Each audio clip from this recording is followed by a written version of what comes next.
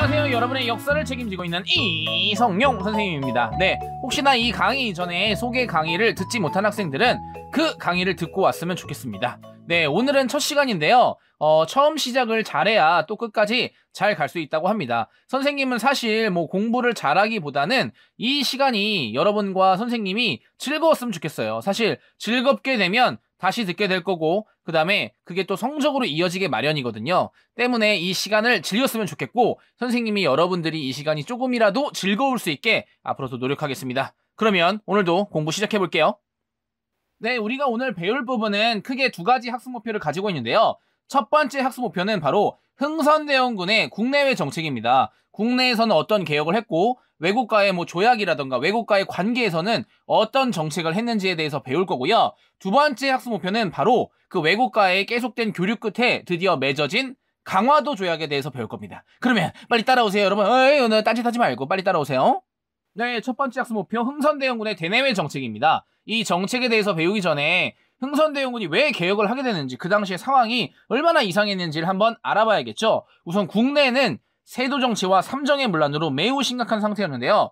우리가 역사 1에서 마지막 부분에 한국사에서 배웠던 세도 정치가 연결해서 나옵니다. 전혀 기억이 안 난다고요? 대단합니다. 세도 정치는 뭐냐면 그 정조가 죽은 다음에 어린 왕이 즉위하면서 특정 가문이 권력을 독점했던 형태예요. 그래서 부정부패가 굉장히 심했잖아요. 우리 그 안동김 씨 엄청 나댔잖아요. 그건데요. 그 시기 때 당연히 왕권이 약화되겠죠. 왜냐하면 세도 가문이 힘이 강해지니까요. 그리고 재정이 없어요. 왜냐하면 귀족들이 돈을 다 빼돌립니다. 그러면 농민들이 힘들겠죠. 농민의 봉기와 새로운 종교들, 왜냐하면 너무 힘드니까 종교에 의지하게 되는 거예요. 이런 정세를 알아둬야 됩니다. 국내에는 세도 정체와 삼정의 문란으로 굉장히 심각한 상태다. 이렇게 알아두면 됩니다.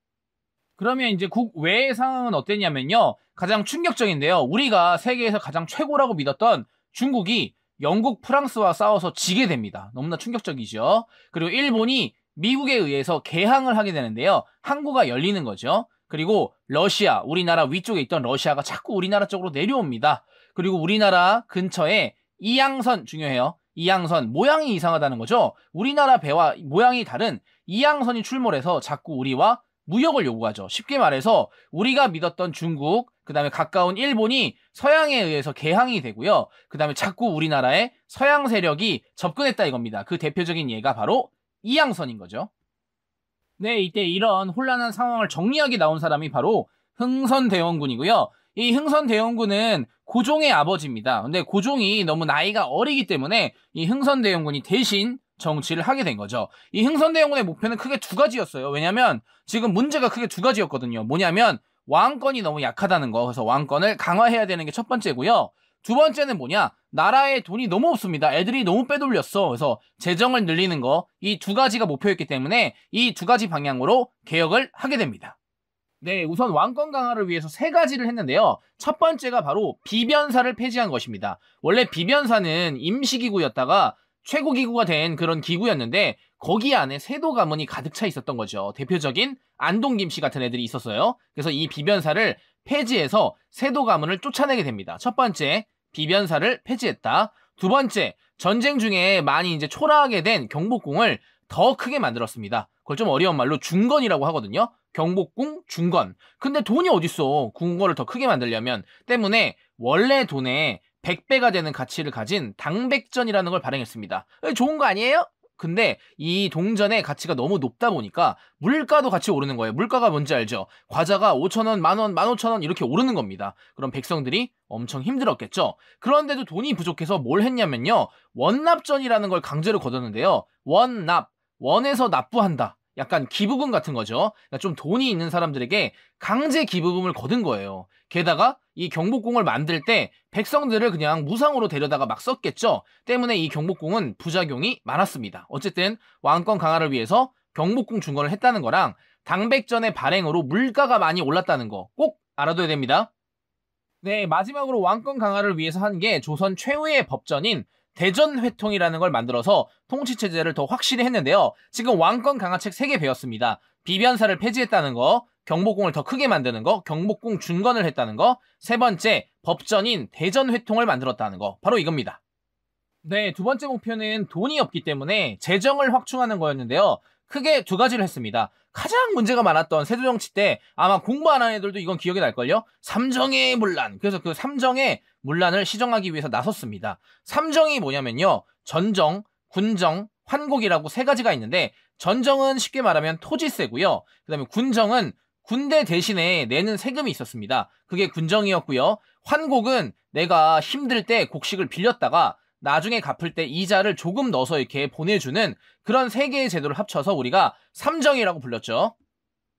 그럼 이걸 어떻게 개선했냐? 우선 전정, 토지세죠. 이 토지세 같은 경우에는 양전사업을 실시했습니다. 양전사업, 이거는 뭐냐면요. 토지 소유자를 정확히 조사하는 거예요. 토지를 측량한 다음에 이게 누구 땅인지 확실히 알아내는 겁니다. 왜 알아내요? 그렇죠. 그 사람에게 바로 정확한 세금을 부여하기 위해서. 그래서 전정은 양전사업, 양전을 실시했다는 거 꼭 알아야 되고요. 두 번째, 군정.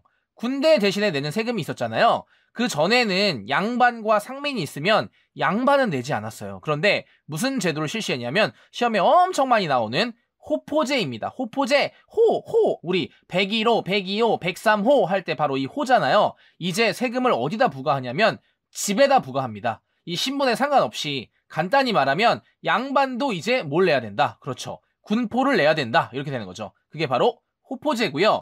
이 환곡의 경우에는 자기가 어려운 일이 있을 때 곡식을 빌렸다가 나중에 갚는 제도라고 했잖아요. 그래서 이 제도 자체는 아주 좋은 겁니다. 근데 누가 문제냐면요. 관리들이 문제예요.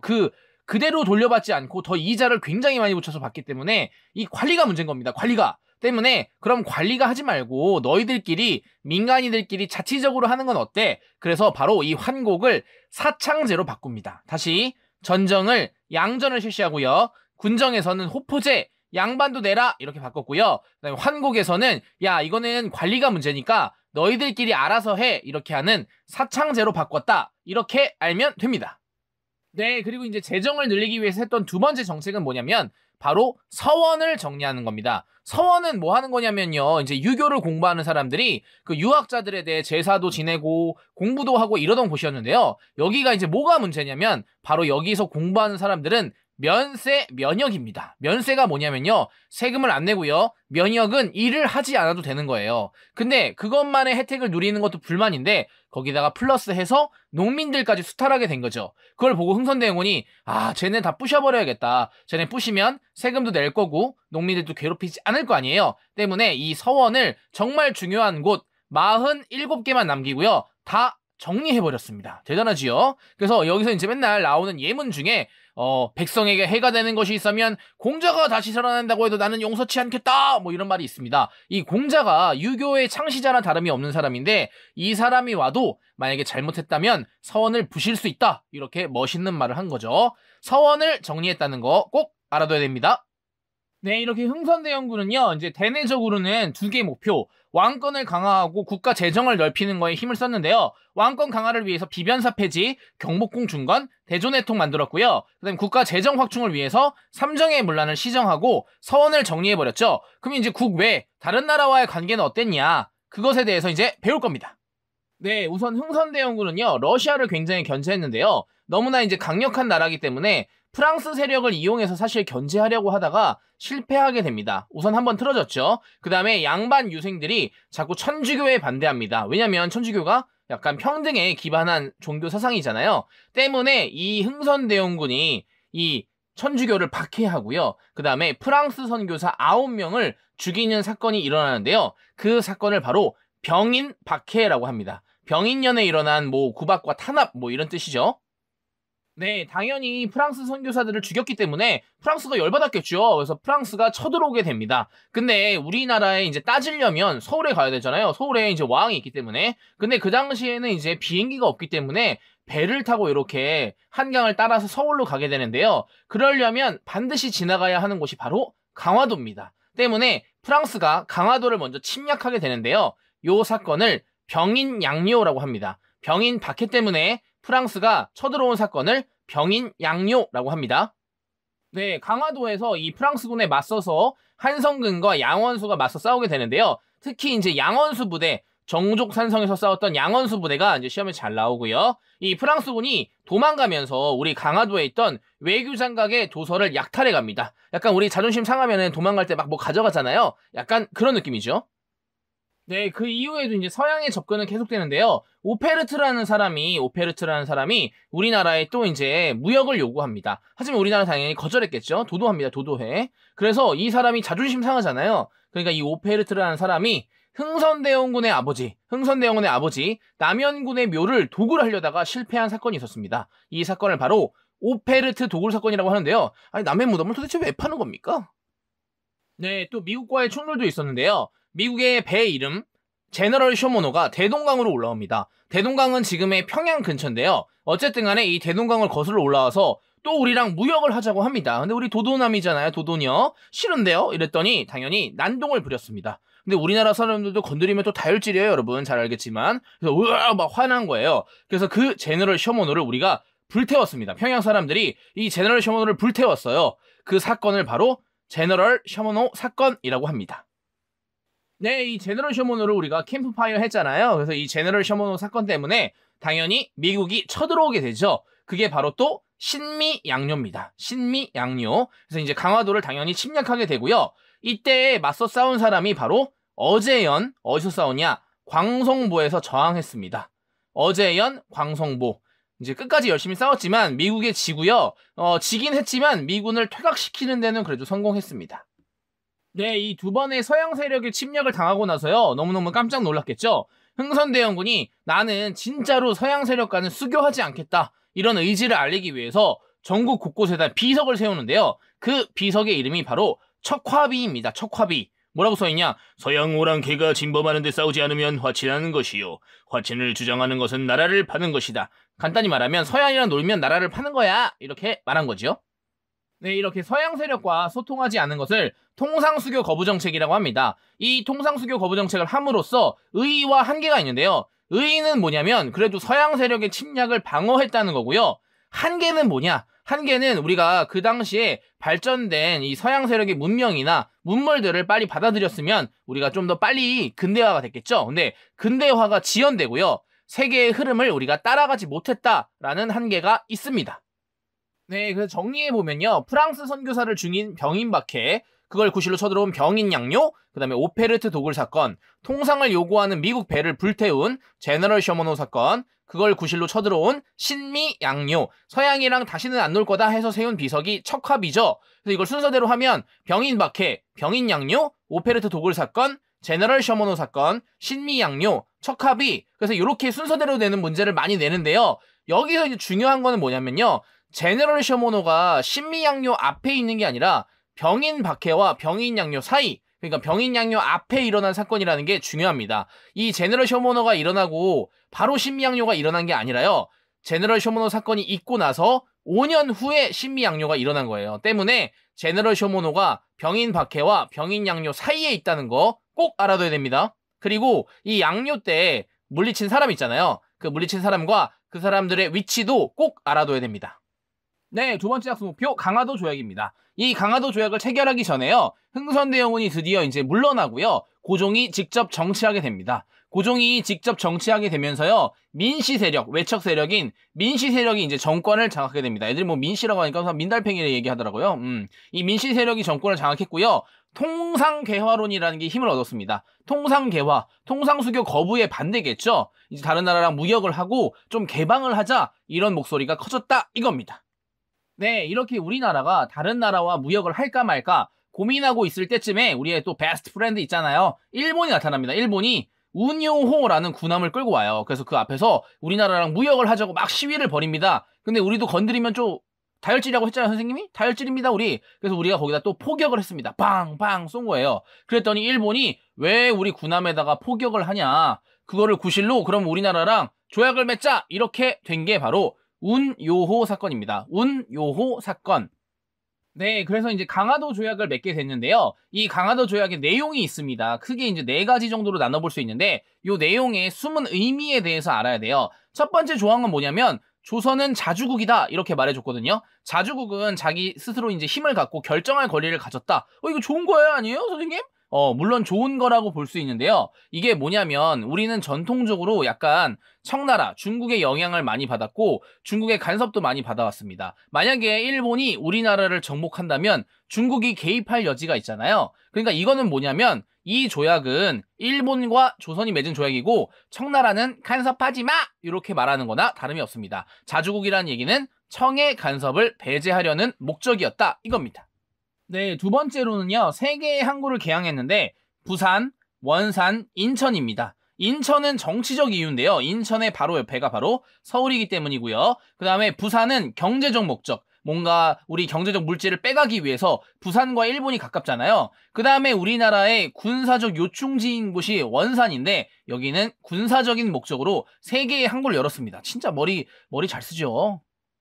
네, 아주 얄미운 베스트 프렌드입니다. 그 다음에 세 번째는 뭐냐면요. 일본인이 조선 항구에서 만약에 죄를 짓잖아요. 그럼 우리나라가 처벌하지 못하고요. 일본 관원이 와서 심판합니다. 일본 관원이 심판하는 거예요. 이게 뭐냐면 치외법권이라고 합니다. 치외법권. 일본인이 우리나라에서 죄를 지었을 때 우리가 처벌하지 못하는 치외법권이 세 번째고요. 네 번째는요. 우리나라의 바다를 일본 항해자가 자유롭게 측량한다. 좀 어려운 말로 해안 측량권이라고 합니다. 이 치외법권과 해안 측량권 이 두 가지 조항은 불평등이죠. 왜 남의 나라 와서 이거 해안을 측량하고 그다음에 우리가 그 사람 범죄자를 처벌할 수 없다는 거는 불평등 조약입니다. 그래서 만약에 불평등 조항을 대라 그러면 그 두 가지를 말하면 됩니다. 해안 측량권과 치외법권입니다. 이후에 여기다 부속조약이라는 걸 더 만들어가지고요. 일본의 상품에 대해서 관세를 매기지 않는 무관세까지 넣습니다. 원래 해외에서 들어오는 제품엔 세금이 붙잖아요. 그 세금을 붙지 않는 무관세 혜택까지 주게 됩니다. 이러한 강화도 조약은요. 최초의 근대적 조약입니다. 우리가 근대화 와서 최초로 맺은 조약이긴 하지만 아까 해안 측량권이나 치외법권 이런 두 가지 조항을 봤을 때 이거는 명백한 불평등 조약이다. 이렇게 말할 수 있습니다. 네, 이 강화도 조약 이후에요. 다른 나라와도 조약을 맺게 되는데요. 가장 결정적인 책이 하나 있습니다. 책. 갑자기 뜬금없이 책이 나오는데요. 그 책이 뭐냐면 바로 황준헌의 조선 책략이라는 책입니다. 원래 뭐 어떤 교과서에서는 황준신 뭐 이렇게 나오는데요. 중국인입니다. 맞아요. 중국인. 이 중국인이 쓴 조선 책략이라는 책이 있는데요. 이거는 당연히 중국의 입장에서 쓴 책입니다. 러시아가요, 자꾸 중국과 우리나라 쪽으로 내려오는데요. 중국도 약간 불안하겠죠. 때문에 우리나라한테 약간 겁을 주는 뉘앙스다 이겁니다. 러시아가 내려오니까 너 조선 있잖아. 청나라, 우리나라랑 그 다음에 반대편에 있는 일본, 그리고 저 멀리 있는 미국, 중국, 일본과 친하게 지내야 돼. 이렇게 쓴 책이 바로 조선 책략입니다. 네, 이 책을 읽고요. 많은 양반 유학자들, 그런 신분사회를 중시하는 유학자들은요. 반대했겠죠, 당연히. 중국이랑 일본은 그래도 괜찮은데 뭐라고? 미국이랑 친하게 지내라고? No! 이랬겠죠. 그래가지고 바로 이 사람들이 영남에 있는 굉장히 많은 유학자들이 상소문을 올립니다. 그거를 영남만인소라고 하고요. 하지만 결국 이 조선 책략의 영향을 받아서 우리나라가 결국 미국과 조약을 체결하게 되는데요. 그 조약의 이름은 바로 조미수호 통상조약입니다. 조미수호 통상조약. 네, 이 조약을 맺는 과정에서 여전히 불평등 조약을 체결해서 아까 우리가 배웠던 치외법권을 인정했고요. 그 다음에 너무너무 중요한 거 나옵니다. 바로 최혜국 대우를 인정해줬어요. 최혜국 대우가 선생님 뭐예요? 최고의 혜택을 해주는 국가다 이렇게 생각하면 되거든요. 그걸 줄이면 최혜국이잖아요. 예를 들어 우리가 A나라랑 최혜국 대우를 맺었어. 근데 그 A한테는 100만 원 주기로 한 거야. 근데 B랑 새로운 조약을 맺었는데 걔한테는 200만 원 주기로 했어. 그럼 200만 원이 최고의 혜택이죠. 그럼 A 국가도 200만 원을 줘야 되는 겁니다. 그러니까 늘 최고의 조건으로 자동으로 갱신되는 거예요. 약간 호구 조약이죠. 네, 학습 목표 2까지 끝났습니다. 여러분 너무 즐겁지요? 뭐 할 것 같아요, 선생님? 그렇죠. 당연히 복습이죠. 지겹다고? 어쩔 수 없습니다. 빠르게 합니다. 흥선대원군 때는 세조정치와 삼정의 문란, 서양 세력의 침입으로 인해서 약간 힘들었습니다. 이때 흥선대원군이 이제 내정개혁을 하게 되는데요. 크게 목표가 두 가지죠. 왕권 강화를 위해서 비변사 폐지, 경복궁 중건, 대전 회통 알아야 되고요. 특히 경복궁 중건에서 당백전이라는 백배 가치의 동전을 알아야 됩니다. 그 다음에 국가재정 확충을 위해서 삼정의 문란을 시정했는데요. 양전, 호포제, 사창제 이런 것들을 했고요. 그 다음에 세금도 안 내고 백성들 겁나게 괴롭히는 서원을 정리했죠. 그 다음에 다른 나라와 수교를 하지 않는 정책으로 병인 박해 때문에 병인 양요가 일어났고요. 오페르트 도굴 사건, 제너럴 셔먼노 사건, 신미양요, 척하비 이건 순서대로 하는 거랑 각각 물리쳤던 거 왜 일어났는지에 대해서 잘 알아야 된다고 했고요. 강화도 조약의 내용 4가지 있잖아요. 왜 불평등 조약인지, 왜 조선은 자주국이라고 했는지 이런 것들에 대해서 배웠고 결국 나중에는 청나라에서 조선 책략이라는 책이 들어오면서 조미 수호 통상 조약까지 맺게 됐다. 근데 거기서 이제 약간 호구 조약인 최혜국 대우를 인정했다는 거 엄청 중요합니다. 네, 오늘 공부하느라 너무너무 수고했습니다. 선생님은 너무너무 열심히 재밌게 목이 아플 정도로 했는데 여러분들은 지금 약간 정신이 나간 것 같네요. 정신 차리시고요. 다음 시간까지요. 우리가 배운 거 반드시 복습을 해줬으면 좋겠고요. 다음 시간에 또 즐거운 마음으로 또 공부 같이 했으면 좋겠습니다. 또 만나요. 안녕!